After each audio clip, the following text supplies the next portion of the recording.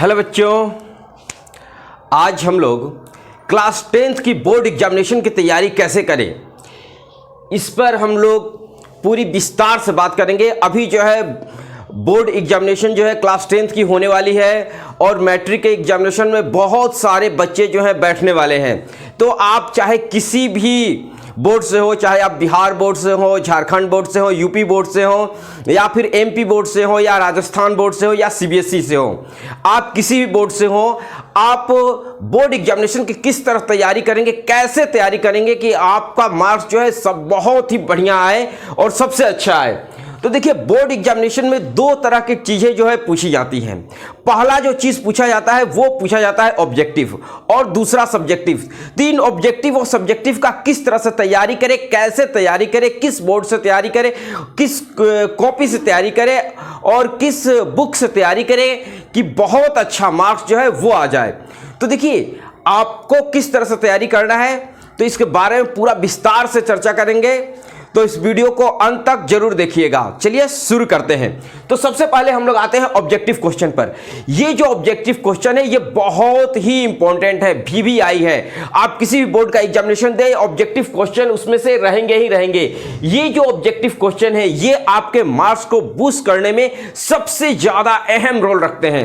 तो जब भी आप बोर्ड एग्जामिनेशन की तैयारी करें तो ऑब्जेक्टिव क्वेश्चन को बहुत ज्यादा ही ध्यान से और बहुत ज्यादा केयरफुल होकर पढ़ें। तो देखिए, ऑब्जेक्टिव क्वेश्चन की तैयारी कैसे करनी है। खासकर बोर्ड एग्जामिनेशन जो भी बच्चे देने वाले होते हैं उनमें यह दिक्कत होती है कि ऑब्जेक्टिव कहां से याद करें, कैसे याद करें, कितना याद करें, ये सारी समस्याएं होती हैं। तो इन सारी समस्याओं का निजात आपको इस वीडियो में मिलने वाला है। चलिए शुरू करते हैं। सबसे पहले ये जो ऑब्जेक्टिव क्वेश्चन है, ऑब्जेक्टिव क्वेश्चन के लिए आपको करना क्या होगा कि आप जो है प्रीवियस ईयर के बुक को उठाएं, यानी प्रीवियस ईयर के क्वेश्चन बैंक को उठाएं। प्रीवियस ईयर के क्वेश्चन बैंक में बहुत सारे जो है ऑब्जेक्टिव क्वेश्चन दिए हुए रहते हैं और उन ऑब्जेक्टिव क्वेश्चन को आप जब पढ़ते हैं तो आपको ये नॉलेज होता है कि किस टाइप का क्वेश्चन जो है पूछा जाता है।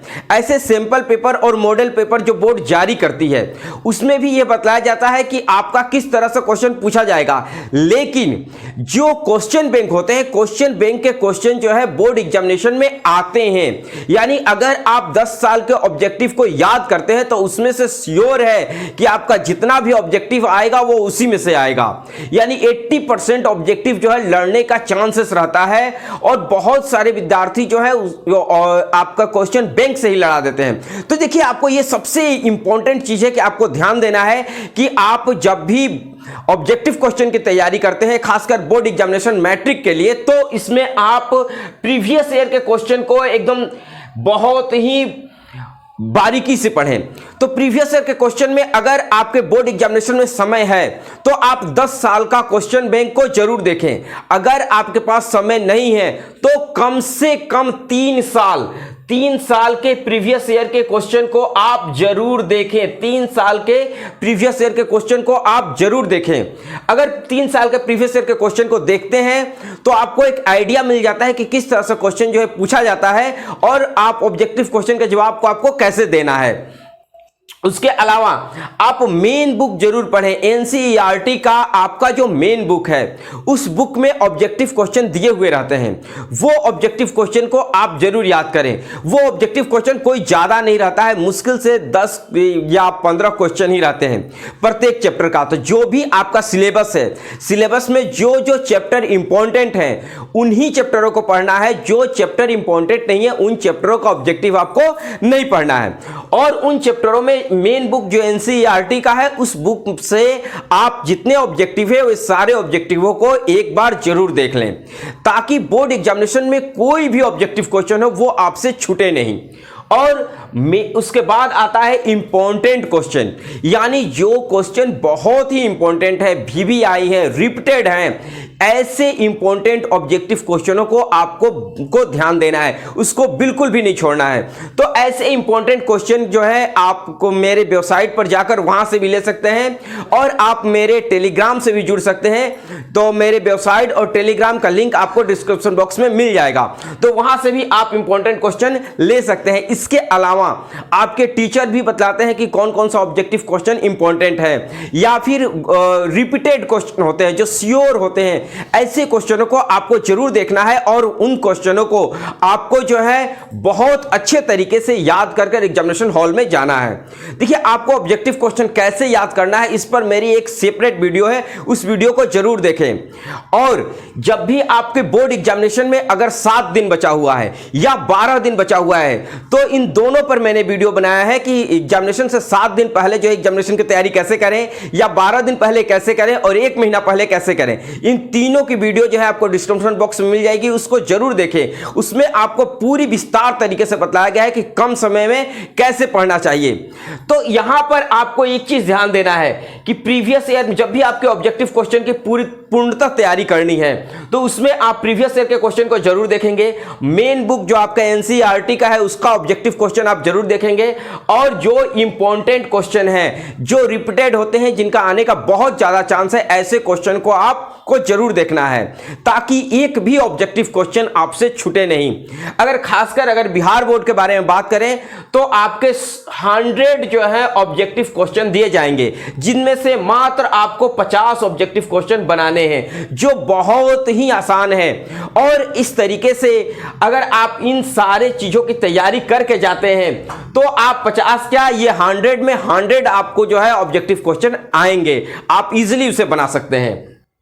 चलिए आते हैं हम लोग सब्जेक्टिव पर।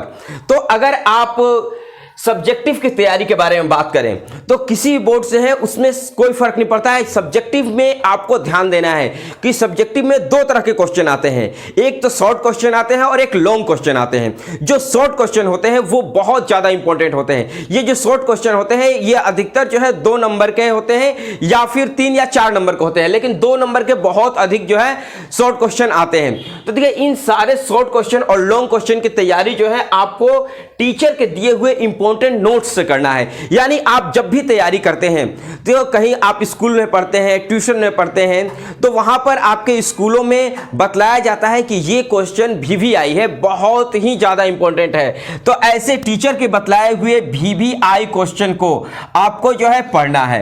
यानी जितने भी VVI क्वेश्चन है इन सारे क्वेश्चनों को आपको पढ़ना है और टीचर के बतलाए हुए नोट्स को जरूर ध्यान में रखना है। या फिर आपने जो नोट्स बनाया है, जब टीचर आपको पढ़ा रहे थे तो उस समय आपने जो नोट्स बनाए हैं उस नोट्स को जरूर देख कर जाएं, ये सब्जेक्टिव में आपके बहुत मदद करते हैं। आते हैं, अगर आपने नोट्स नहीं बनाया है या नोट्स आपके कम बने हुए हैं या टीचर का नोट्स आपके पास उपलब्ध नहीं है, फिर भी आप बहुत अच्छे मार्क्स ला सकते हैं।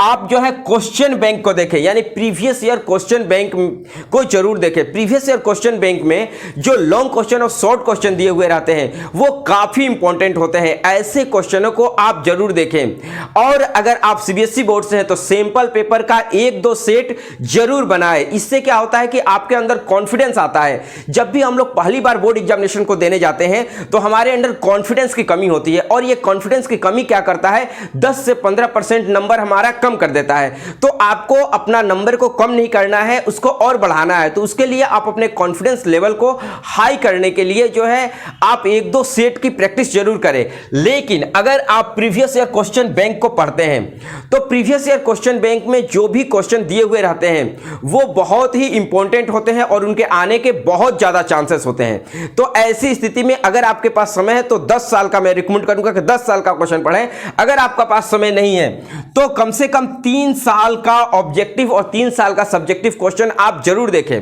तो यहां पर 3 साल का आप जो है ऑब्जेक्टिव क्वेश्चन आप सब्जेक्टिव क्वेश्चन जरूर देखें। तो आप जब भी तैयारी कर रहे हैं तो एक चीज ध्यान दें कि क्वेश्चन बैंक जो है वो देखना बहुत ज्यादा जरूरी है, क्योंकि इसमें से क्वेश्चन बैंक से आपके शॉर्ट क्वेश्चन और लॉन्ग क्वेश्चन में भी जो है क्वेश्चन जरूर रहेंगे। इसके अलावा इंपॉर्टेंट क्वेश्चन, कुछ चैप्टर ऐसे होते हैं जो बहुत ज्यादा इंपॉर्टेंट होते हैं जिसको हम लोग नकार ही नहीं सकते हैं, जिनकी आने की बहुत ज़्यादा गारंटी होती है और सारे टीचर कहते हैं कि इसमें से क्वेश्चन जरूर रहेगा। तो ऐसी स्थिति में उन चैप्टरों को आपको छोड़ना नहीं है, उन चैप्टरों को बहुत ही अच्छे तरीके से याद कर लेना है। जैसे उदाहरण के लिए हम लोग न्यूटन के नियम को आते हैं, तो न्यूटन का नियम जो है, न्यूटन का लॉ जो है बहुत ज़्यादा इंपॉर्टेंट है, वो उसके आने की बहुत ज़्यादा चांसेस होती हैं। तो ऐसे ही बहुत सारे क्वेश्चन होते हैं जो साइंस में भी या फिर सोशल साइंस में भी बहुत ही ज़्यादा इंपॉर्टेंट होते हैं। तो उन इंपॉर्टेंट क्वेश्चन को आपको बिल्कुल भी नहीं छोड़ना है, उन इंपॉर्टेंट क्वेश्चन को आपको याद करके जाना है। और उसके बाद जो भी आपने पढ़ा है उसका रिवीजन करना बहुत ही ज़्यादा जरूरी है। कहा जाता है कि एग्जामिनेशन हॉल में आपका केवल रिवीजन किया हुआ जो क्वेश्चन है वही काम आता है। यानी जो भी आप पढ़ रहे हैं और जो भी आपने पहले पढ़ा है उसका रिवीजन जरूर करें। अगर 3 साल का आपने क्वेश्चन बैंक बनाया है तो इसका रिवीजन जरूर करें। आपने इंपॉर्टेंट क्वेश्चन को जो है वो याद किया है तो उसका रिवीजन जरूर करें। रिवीजन करने से क्या होता है कि आप जितना ज़्यादा रिवीजन करते हैं वो आपके माइंड में जो है वो फिट होता है और एग्जामिनेशन हॉल में आप उसे इजीली लिख पाते हैं। तो इसलिए रिवीजन करना बहुत ज़्यादा जरूरी है। देखिए, रिवीजन करने के कुछ नियम होते हैं, जो नियम मैंने बहुत सारे वीडियो में बतलाए हैं आपको। लेकिन एक चीज़ है रिवीजन का, मैंने फिर से आपको एक नियम बतलाता हूं। इसमें करना क्या है कि जो चीज़ आप सुबह में पढ़ रहे हैं उसी को आपको क्या करना है कि उसको फिर शाम को पढ़ना है, और शाम को पढ़ने के बाद फिर उसे अगले सुबह में पढ़ना है। उसके बाद उसे 3 दिन के बाद उसका रिवीजन करना है, और 3 दिन के बाद उसे 7 दिन के बाद रिवीजन करना है, और उसके बाद जब आप 7 दिन के बाद रिवीजन कर लेते हैं तो उसे एक बार 15 दिन के बाद, और उसके बाद 30 दिन के बाद जो है रिवीजन करना है। अगर 30 दिन समय आपके पास है तब, अगर आपके पास 15 दिन है तो 15 दिन ही आप जो है रिवीजन करें। इस तरीके से अगर रिवीजन करते हैं तो जो आप अभी याद कर रहे हैं वो भी आपके मेमोरी में फिट होगा और उसे आप इजीली बोर्ड में जो है वो लिख पाएंगे। और 5वां जो है, आपको मेन बुक के क्वेश्चन को जरूर पढ़ना है। आपकी जो एनसीईआरटी की बुक है उस बुक में बहुत सारे जो है लॉन्ग क्वेश्चन, खासकर बात करते हैं लॉन्ग क्वेश्चन की, तो लॉन्ग क्वेश्चन जो है आप अपने मेन बुक से जरूर पढ़ें, क्योंकि बहुत सारे इंपॉर्टेंट क्वेश्चन जो होते हैं वो आपके मेन बुक में होते हैं। और अगर आप मेन बुक से पढ़ते हैं तो आपका लाभ जो है वो निश्चित मिलेगा। इसके अलावा एक लास्ट टिप्स है जो मैं आप लोगों को देना चाहूंगा, और इसे बहुत ही ध्यान से सुने। जब भी आप लॉन्ग क्वेश्चन की तैयारी करते हैं और लॉन्ग क्वेश्चन को लिखते हैं तो उसे कहानी की जैसा बिल्कुल भी ना लिखें। तो देखिए, आपको कॉपी कैसे लिखनी है इस पर मैंने एक वीडियो बनाई है, उस वीडियो को भी आप जरूर देखें, डिस्क्रिप्शन में उसका लिंक है, आप जरूर देख लें। तो देखिए, आपको एग्जामिनेशन हॉल में किस तरह से लिखना है। एग्जामिनेशन हॉल में जब भी आप लॉन्ग क्वेश्चन की तैयारी करते हैं, ध्यान से सुनिएगा, जब भी आप लॉन्ग क्वेश्चन की तैयारी करते हैं तो उसे कहानी जैसा बिल्कुल भी ना लिखें, उसको कहानी जैसा बिल्कुल भी नहीं लिखें, उसमें टॉपिक वाइज लिखें। जैसे कोई किसी भी लॉन्ग क्वेश्चन को आप क्या करें, उसे अलग अलग टॉपिकों में बांट दे। अगर उसमें टॉपिक नहीं है तो खुद से टॉपिक बनाए और उसको अलग अलग में बांट दे। अगर आप किसी भी लॉन्ग क्वेश्चन को, मान के चलते हैं कोई लॉन्ग क्वेश्चन है जिसे आपको जो है आपने 2 पेजों में लिखा है, लेकिन अगर उस लॉन्ग क्वेश्चन को अगर आप पॉइंट वाइज लिखते हैं तो बहुत ज्यादा चांस है कि उसमें फुल मार्क्स आपको मिलेगा। लेकिन आप उसे एक कहानी के जैसा लिख देंगे तो टीचर जो है उसे पढ़ेंगे नहीं और उसे काट कर 2 नंबर या 3 नंबर दे देंगे। लेकिन अगर वो 5 नंबर का है या अगर 6 नंबर का है और आप फुल मार्क्स लेना चाहते हैं, 5 में 5 नंबर लेना चाहते हैं, तो ऐसी स्थिति में आपको करना क्या पड़ेगा कि उस लॉन्ग क्वेश्चन को टॉपिक वाइज लिखना पड़ेगा। उसका टॉपिक जो है आप उसे 1 2 3 4 करके भी लिख सकते हैं, या फिर आप उसे ABCD करके भी लिख सकते हैं। तो इस तरीके से अगर आप किसी भी लॉन्ग क्वेश्चन का अगर आप टॉपिक वाइज लिखते हैं तो आप जो है अंडरलाइन करना बिल्कुल भी नहीं भूलें। तो अगर आप टॉपिक को अंडरलाइन करते हैं तो उसका भी बेनिफिट आपको जरूर मिलेगा। और इस तरीके से अगर आप लॉन्ग क्वेश्चन की तैयारी करते हैं तो आपको बहुत ही ज्यादा बेनिफिट जो है वो मिलने वाला है। तो अगर आप इस तरीके से तैयारी करते हैं और लॉन्ग क्वेश्चन को टॉपिक वाइज लिखते हैं तो लॉन्ग क्वेश्चन में भी फुल मार्क्स आपको मिलने के बहुत ज्यादा चांस है।